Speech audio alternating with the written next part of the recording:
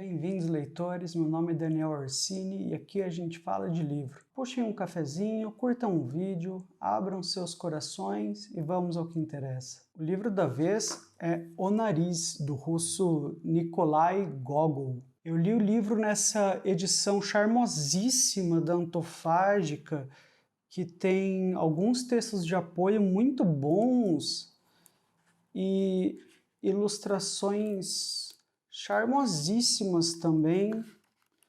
Eu vou colocar algumas delas aqui na imagem enquanto eu falo. As ilustrações são do Nicholas Steinmetz. Eu achei muito boas, eu gostei muito.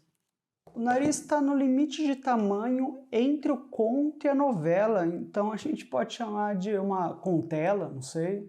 E a trama central é bem simples. Um sujeito, um funcionário público, acorda um belo dia sem o nariz na cara, com a região central aqui do rosto lisa, igual uma panquequinha recém-assada. A narrativa decorre de como o sujeito lida com essa ausência tão inesperada. Mas, antes de adentrarmos no livro, eu vou falar só uma outra coisa sobre o Gogol que eu acho que podem ser importantes para a história. O Gogol nasce dentro do Império Russo, na Rússia czarista do século XIX, em 1809, bem no comecinho do século, dentro do que hoje é território da Ucrânia. Como jovem adulto, ele sai do interior da Ucrânia e se muda para São Petersburgo, que era a região onde abundavam os empregos públicos. E todo mundo que queria, de alguma forma, se colocar dentro da carreira pública, dentro do Império Russo, fazia essa movimentação de se mudar para São Petersburgo, e o Gogol é um dos que vai fazer esse caminho. Eu acho que no Nariz dá para sentir muito bem essa tensão entre o conto popular do folclore que o Gogol traz da sua terra natal do interior, se chocando contra as burocracias e os labirintos de salões de baile e repartições públicas da vida da cidade, que é cheio de regras de etiqueta e padrões sociais. E esse choque causa um efeito que eu acho muito interessante. O Gogol não vive muito e aparentemente sua saúde mental contribuiu para encurtar sua vida. E, inclusive, ele falava que queria muito ser um escritor moral, mas quando você lê os textos dele, o que você encontra é muito sátira, é muito aquele riso triste, um riso mortificante, um riso que você já está meio triste antes de parar de rir. Eu imagino que isso devia pesar para ele, isso devia contribuir para esse mal-estar mental, pelo que ele aparentemente passava repetidas vezes. O fato de ele repetidamente buscar criar uma literatura moralizadora, mas o talento dele levá-lo para um escárnio desolador. E com 42 anos o Gogol morre, muito jovem, e deixa uma obra surpreendentemente sólida para a idade com que ele morreu, que inclui, além do Nariz Capote, Almas Mortas, livraços. Diversos críticos e autores russos consideram Gogol a influência fundamental no que veio depois a ser a geração ali do Dostoiévski, do Tolstói, Turgenev, só o pessoal ali da matinê da tundra, como vocês podem ver, só gente pequena. Então, dá para medir por aí a importância que o Gogol tem dentro da literatura russa. Feito esse curto adendo sobre a curta vida do Gogol, vamos para o Nariz e sua trama. O Nariz já começa de um jeitinho que eu acho muito russo, que é com um narrador já de cara se afirmando como uma voz muito própria, mesmo que um pouco ambígua. O narrador conta pra gente, e essa é a primeira frase do livro, No dia 25 de março ocorreu, em São Petersburgo, um acontecimento incomum e estranho. O resmungo é meu. É uma frase só, mas já tem tanta coisa aí. Começa com uma data e um local, que é um começo protocolar, poderia ser o começo de um documento, o que te puxa para uma não ficção. Mas daí, dentro da mesma frase, fala que ocorreu algo incomum e estranho. Incomum e estranho já em si não são adjetivos típicos de documento oficial. Eles nos remetem direto ao narrador de ficção. Eles nos lembram que a gente está lendo um livro de ficção. E já dão a deixa do que a gente tem que esperar encontrar nesse livro de ficção. Coisa incomum e estranha. Vejam que já na primeira frase o Gogol nos apresenta a tensão que vai dominar o livro todo, que é essa ambiguidade entre a ficção e a não ficção, entre o real e o surreal, o insólito rasgando inesperadamente o cotidiano e como que essas ondas de absurdo reverberam usando a realidade de meio para se propagar. E qual o acontecimento incomum e estranho? Estão Ivan, um barbeiro da região, e Praskovia, sua esposa, preparando o café da manhã deles. E a cena em si já é hilária porque eles têm um arranjo ali em que o Ivan ou bem toma café ou bem come pão. Ele não pode fazer os dois. Naquele dia ele prefere comer pão. Quando ele está cortando pão, e veja, é um pão caseiro que eles mesmos assaram, está completamente inteiriço. Ao cortar o pão, ele vê um nariz lá dentro.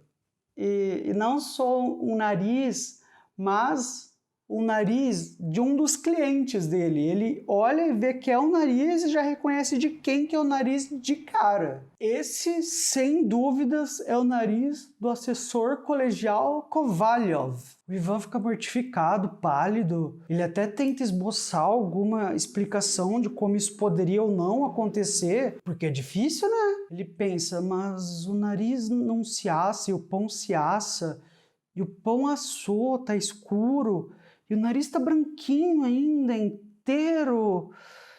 Como?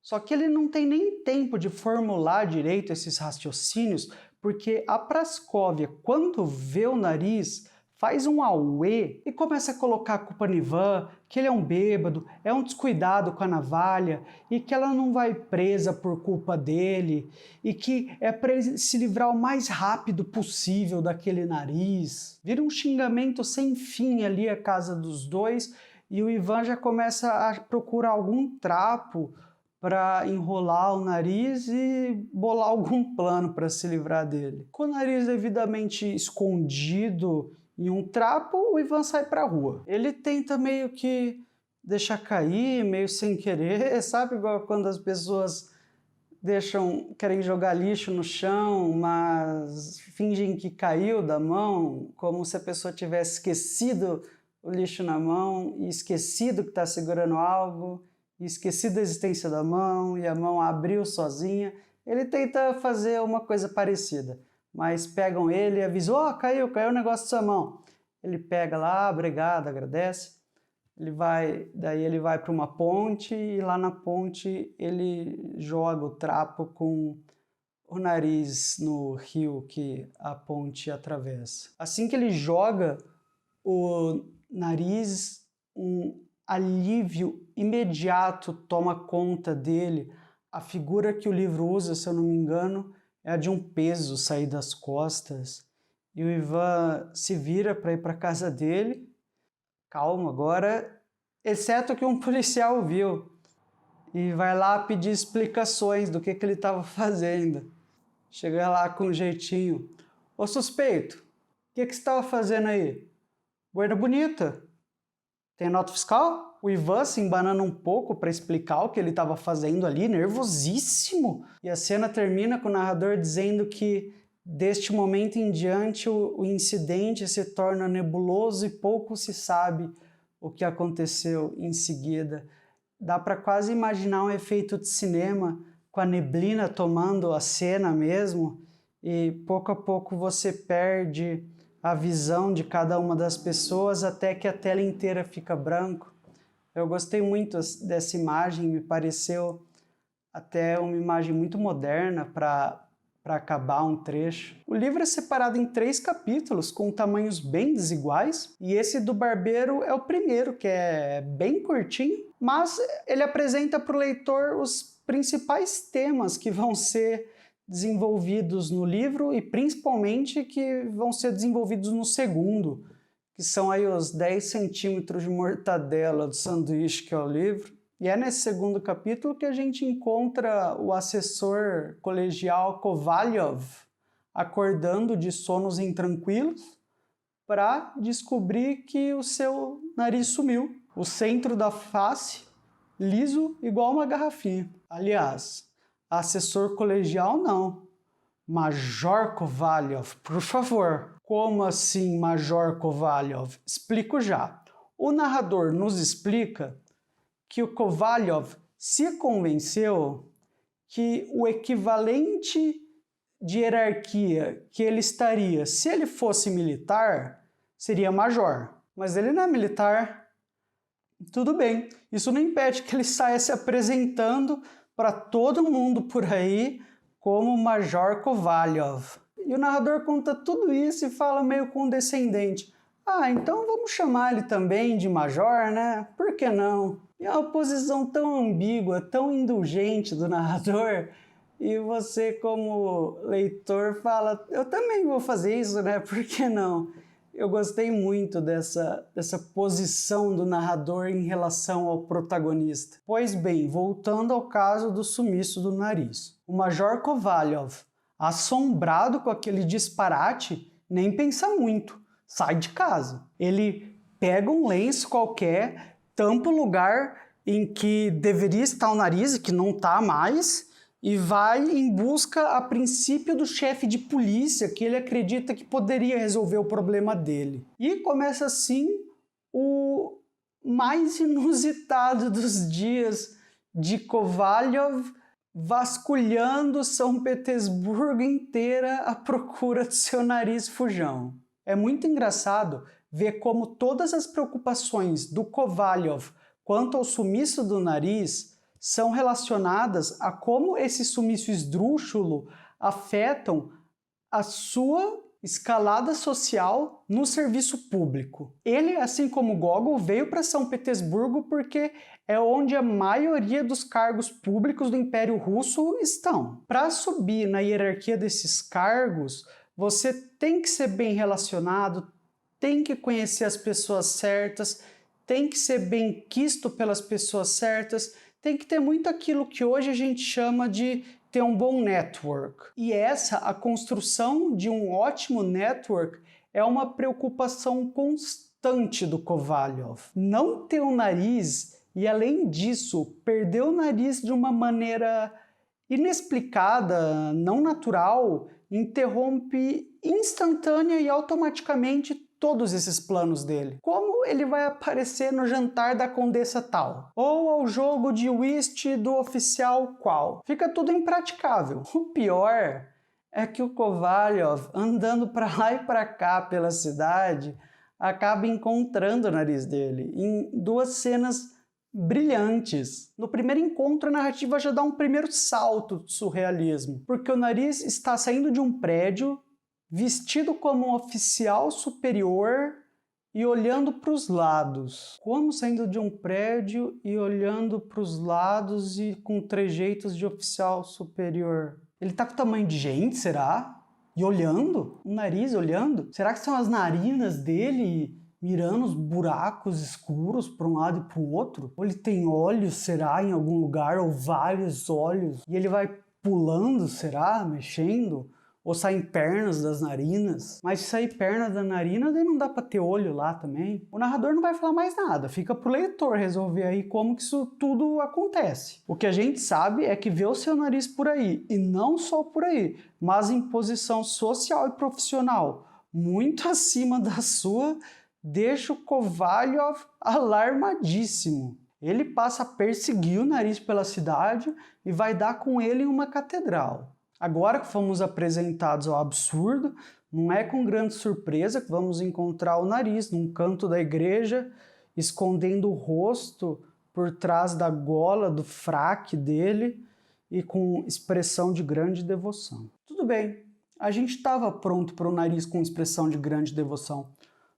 Pode mandar mais, Gogol. Só que essa cena é ótima porque o Kovalyov se imbui da pouca coragem que tem e vai confrontar o Nariz a respeito do absurdo da situação que eles estão passando. Só que ele gagueja todo, exatamente porque é tudo tão absurdo e ele nem parou para pensar de fato na coisa em si. Ele pensou mais nas consequências e em como sua vida ia degringolar inteira. Ele chega, olha, senhor, veja bem...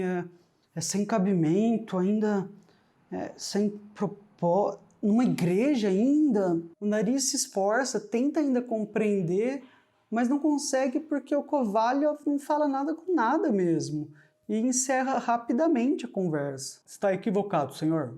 Eu sou eu mesmo. E vai embora. Kovalyov fica desolado, mortificado, mas não desiste. Ele vai tentar muita coisa ainda, vai colocar anúncio de jornal, vai atrás do chefe de polícia, mandar cartas, etc. Vai encontrar o Nariz de novo, vai conseguir colocar ele de volta? Fica aí para vocês descobrirem no livro. Passando a falar de aspectos mais gerais do livro, no Nariz, a veia satírica do Gogol fica muito saltada. É um livro que você dá risada fácil e muitas vezes, mas também, antes de você acabar de dar risada, você já está se sentindo mal, porque você está rindo de um cara que está ali se ferrando e que não fez nada para merecer isso, sabe? E ele pode ser um pouco ridículo, mas até aí, quem não é? E o Kovalyov não é ridículo o suficiente para o leitor não conseguir calçar os sapatos dele, não conseguir se colocar no lugar dele. Então você começa rindo dele, e aí tá se sentindo mal de estar rindo dele, e aí percebe que você podia estar muito bem rindo de você mesmo, tentando tão desajeitadamente quanto ele, ou até pior do que ele, lidar com algum absurdo que acontecesse em sua vida. Então tem riso, mas é um riso triste. Agora que eu li o Nariz, eu também não consigo deixar de ver uma linha que liga o Nariz até a Metamorfose do Kafka. Lá, o Gregor Samsa acorda para descobrir que virou um inseto grotesco. E aqui, o Kovalyov acorda para descobrir que seu rosto está deformado pela ausência inexplicada de nariz. Nos dois casos, com graves consequências sociais. E dá para ver também que nos dois casos você inverte o caminho, ou talvez seria melhor dizer o sentido, típico do pesadelo. O pesadelo você dorme e entra no pesadelo. Na metamorfose e no Nariz, você acorda para dentro do pesadelo. Você estava dormindo e acorda para dentro de um pesadelo, que é bem interessante. Claro, há zilhares de diferenças entre os dois livros. Eu estou só citando essas semelhanças específicas que me chamaram bastante atenção. Eu gostei muito dos personagens secundários do Nariz. E dos outros livros do Gogol, que eu já li também, do Capote, eu li Almas Mortas faz bastante tempo. Eu lembro que eu gostava disso também. Eu quero muito reler Almas Mortas. É um livro que deve aparecer por aqui logo, porque está na hora de eu reler ele. E eu gosto muito dos personagens do Gogol, eles são pitorescos. Quase que um lado B, eu diria, dos personagens do Dickens. O Dickens cria personagens muito bem, né? Ele cria personagens a partir de umas coisinhas muito pequenas. Ele não tem que criar a vida inteira do personagem, ao menos não tem que descrever ali no livro a vida inteira dele, mesmo que ele saiba, sei lá, na cabeça dele. Tô falando do livro. No livro não tem a vida inteira do cara.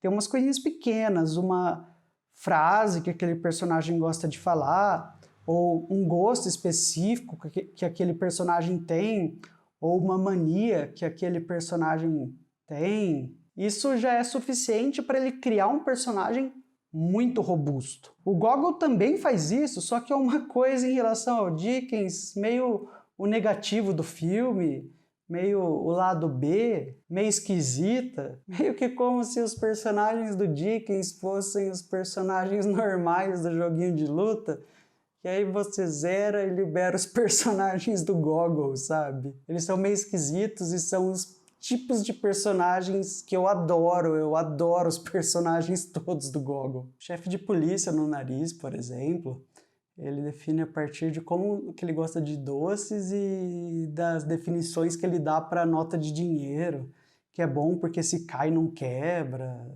Mas de longe, o que eu mais gostei no Nariz foi esse movimento do surreal rompendo o tecido do real e os personagens, quando confrontados com isso, lidando muito mais com os efeitos do que com as causas. Mesmo lá no começo, quando o barbeiro tenta pensar um pouco sobre quão factível é aquilo que está acontecendo, a esposa dele já o interrompe aos berros. A gente vai ser preso, dá um jeito nisso logo, dá um jeito nisso logo. E ele já pega uns trapos, embrulha o nariz e sai para a rua se livrar dele. O Kovalyov, ao acordar sem nariz, fica tão desesperado com a possibilidade do trabalho de anos dele construindo um network ali dentro do serviço público russo ser desperdiçado por causa de um acontecimento estúpido, inexplicável, que ele sequer questiona o que aconteceu. Ou como algo tão surreal pode ter acontecido. O máximo que ele pensa é que ele preferiria que tivesse sido algo explicável. Ele pensa, nossa, eu podia ter perdido uma perna, né, um braço, pelo menos isso eu podia explicar. Agora, um nariz e não ficar nada no lugar. Ele nunca chega a questionar a causa, como isso poderia ter acontecido. As consequências são tão graves para ele que é nelas que ele vai direto. E quando essa pergunta, como que isso pode ter acontecido, vem do próprio objeto absurdo, que é o nariz antropomorfizado, que lá na catedral pergunta para ele, fala, tá, eu sou o seu nariz, me explica direito isso aí então. O Kovalyov fica sem resposta, ele gagueja, ele não consegue explicar para o nariz. E aí o nariz dá as costas para ele e vai embora da igreja. Eu gostei muito desse jogo do absurdo sobre o real, com fronteiras esmaecidas, criando uma certa dissonância. E inclusive essa dissonância de descrição, com coisas como o nariz olhou. Essa edição que eu li da Antofágica também vem com um texto de apresentação da Tami Gannan, eu espero que seja assim que se pronuncia o sobrenome. Se eu pronunciei errado, me corrijam, por favor. E pós-fácios de Raquel Toledo e Inti N. Queiroz. Vem também um QR Code para 2 videoaulas, uma a ser assistida antes da leitura e outra depois. Eu vi as 2 depois, mas eu achei as 2 muito boas também, eu gostei de assistir, tem cerca de 15 ou 20 minutos cada uma delas. Achei bem elucidativa sobre a vida do Gogol um pouco e a obra, O Nariz em específico. E agora vamos lá para que leitores eu recomendo O Nariz do Gogol. Se você é um coração selvagem, leitor de Kafka, Borges, Camus, Bioy Casares, JJ Veiga, gosta de filmes do Lynch, do Cronenberg, não liga nem um pouco para rasgos violetas absurdos no meio do azul da realidade, esse livro é para você. Agora, se você não gosta muito de histórias sem pé, nem cabeça e nem nariz, gosta de livros bem realistas, Madame Bovary do Flaubert, Guerra e Paz do Tolstói, Os Maias do Eça de Queiroz, não suporta acontecimentos sem explicação na trama ou pontas soltas, talvez não seja uma boa escolha para você. Bom, por hoje é isso, espero que tenham gostado da nossa conversa. Se você ainda não curtiu o vídeo ou se inscreveu no canal, essa é a deixa para clicar aí nos sininhos e joinhas. Te espero na próxima. Tchau, tchau.